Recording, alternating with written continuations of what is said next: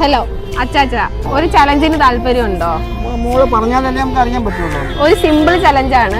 അച്ചാച്ചന് കഴിക്കാൻ ആഗ്രഹമായിട്ടുള്ള ഏതെങ്കിലും ഒരു ഫുഡ് കാണുമല്ലോ, ആ ഭക്ഷണം പറയണം. അപ്പൊ നമ്മൾ അത് മേടിച്ചു തരും. അപ്പൊ അത് അച്ചാച്ചൻ ഫുള്ള് കഴിക്കുവാണെങ്കിൽ അച്ചാച്ചന് 200 രൂപ കിട്ടും.